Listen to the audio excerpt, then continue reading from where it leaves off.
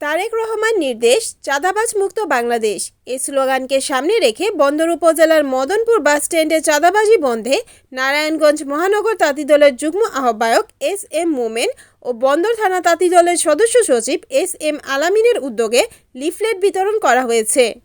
সোমবার 16 ফেব্রুয়ারি বিকেলে মদনপুর বাসস্ট্যান্ডে প্রতিটি দোকান এবং পরিবহনে চাঁদাবাজি বন্ধ করার লক্ষ্যে কঠোর হুঁশিয়ারি দিয়ে কর্মসূচি পালন করছেন নেতাকর্মীরা। এ সময় উপস্থিত ছিলেন মহানগর তাঁতি দলের যুগ্ম আহ্বায়ক রুবেল মিয়া, বন্দর থানা তাঁতি দলের সিনিয়র যুগ্ম আহ্বায়ক জহিরুল ইসলাম, মদনপুর ইউনিয়ন কৃষক দলের সাধারণ সম্পাদক রাসেল, যুবদল শাকিল, মেহেদি, ইসমাইল, কাউম, আলামিন, সাইফুল, মাছুম, আলাল সহ বিএনপির অঙ্গ সংগঠনের নেতাকর্মীরা।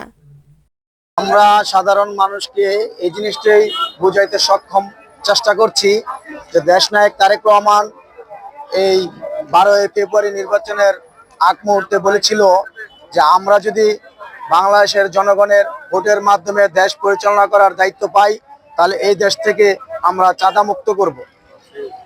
আর এই চাঁদাটাই শুরু হয় আপনার সিএনজি স্ট্যান্ড, অটো স্ট্যান্ড, রিক্সা এগুলা থেকে, বিভিন্ন রাস্তার ফুটপাত থেকে। আমরা এই কারণে মদনপুর বাস স্ট্যান্ড এর দক্ষিণ পাশে যেই স্ট্যান্ডটা আছে এই স্ট্যান্ডের প্রতিটা ফুটপাত এবং অটো, সিএনজি, রিক্সা চালক ভাইদেরকে আমরা বলেছি যে আপনারা কোনো ব্যক্তিকে প্রকাশ্যে এবং গোপনে কোনো টাকা আপনারা লেনদেন করিবেন না। যদি কোনো ব্যক্তি আপনাদের কাছে টাকা চায় দোকানদারি করার বিনিময়ে, গাড়ি চালানোর বিনিময়ে, তাহলে আপনারা সাথে সাথে 999-এ বা পুলিশকে ফোন দিবেন।